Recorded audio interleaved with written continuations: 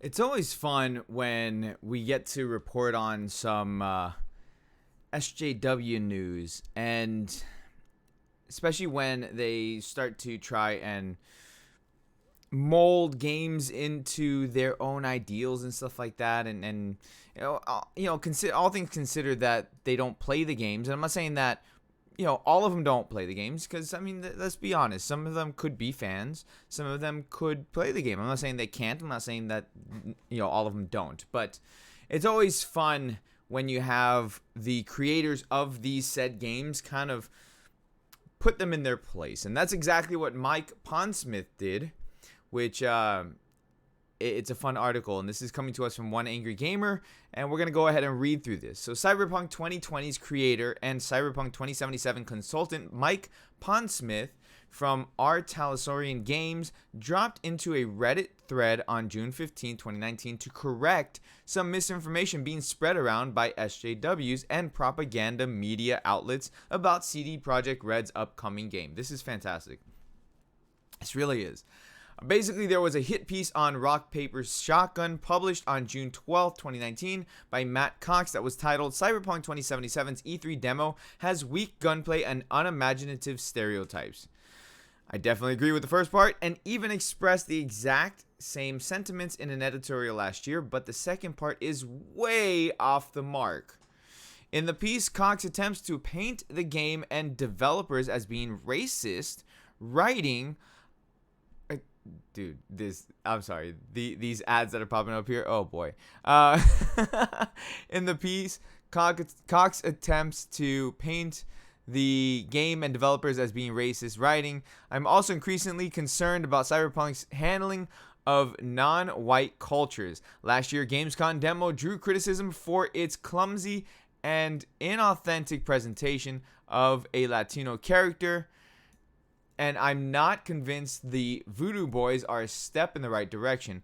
At one point, V, the player character, mockingly says, and who are them? In response to, was it Placide's pronunciation? I asked Tomaskiewicz if he was concerned they weren't treating certain cultures with enough respect. He told me that most of the city were mixed race, but the backstory for this particular area concerned most people being immigrants from Haiti. By itself, that would be fine, but near the end of the demo, we meet a white man in a suit and tie who gives us the information we need. He also tells us the Voodoo Boys are going to turn on us the moment we've done their dirty work, and is immediately proved right. The violent black thugs betrayed us as the corporate white man said they would. If CD Projekt are trying to subvert expectations, if the punchline is, but sometimes the thugs are really thugs, then it's not one that lands. Cox was embedded deep inside the audience by this point with his framing of CD Projekt and Cyberpunk 2077's demo being implicitly racist. The comment section latched onto this and began to run down CD Projekt, as well as making some bold assertions about Mike Pondsmith, the creator of the original Cyberpunk 2020 fiction for which Cyberpunk 2077 is based. Some of these comments claimed that he wasn't involved with the consultation process at all anymore, and that CD Projekt have inappropriately portrayed the Voodoo Boys as well as other kinds of content in addition to being transphobic. Oh boy. Oh boy.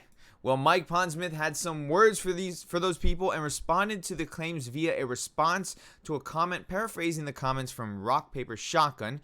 In a thread on the Cyberpunk 2077 subreddit, Pondsmith wrote the following: if I wasn't heavily involved, I would be able to get more done.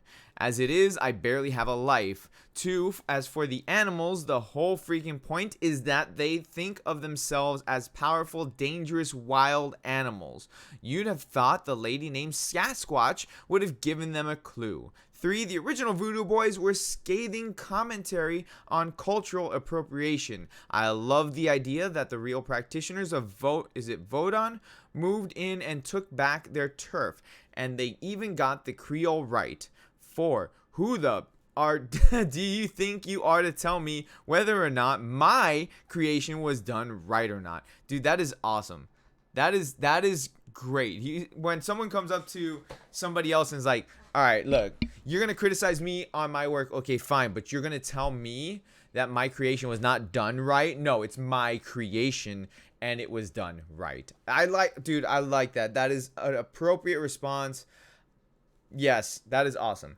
This is a rare thing to see happen. Usually SJWs frame the arguments and speak on behalf of minorities to virtue signal their righteous indignation on behalf of those lowly colored laymen who can't stand up for themselves. Okay. Or so that's how the SJW see them. In this particular case, Pondsmith fired back to cripple the discussion from the racist SJWs like Ray Rice temporarily crippled. Oh, whoa. Really? That's a bit much there. No. That's, I get the symbolism and metaphor, but no, that's a bit much there. I don't condone any sort of spousal or any relationship violence, anything like that. Don't condone it. I wouldn't even think of using that as a metaphor. No.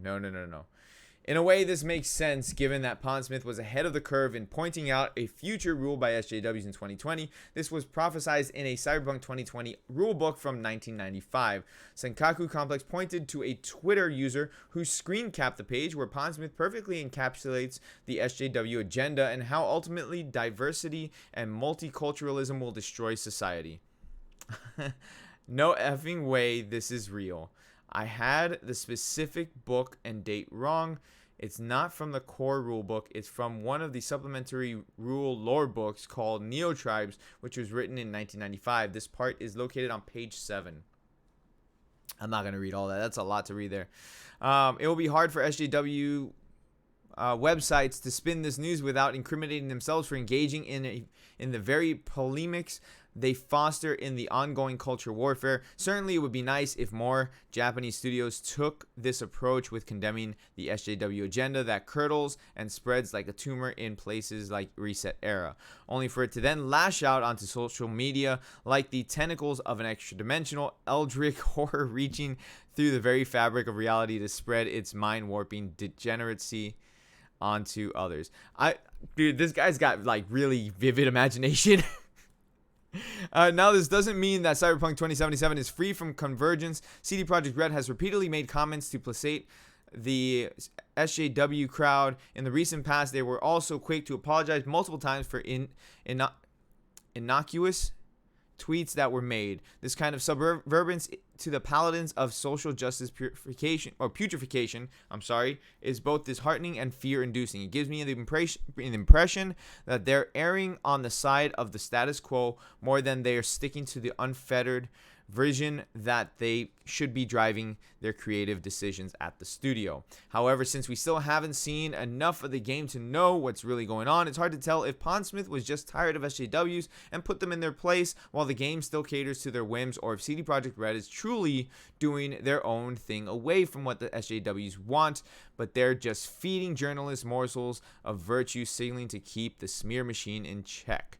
We will obviously find out when more footage and gameplay arrives ahead of April 16, 2020 for the PC, PS4, and Xbox One. Also, hopefully they don't bring on Anita Sarkeesian as a consultant, because if they did that, then the game is dead on arrival, much like when Sarkeesian got involved with BioWare, Arcane Studios, and DICE, which saw their games all end up on Get Woke, Go Broke master list. Okay, cool.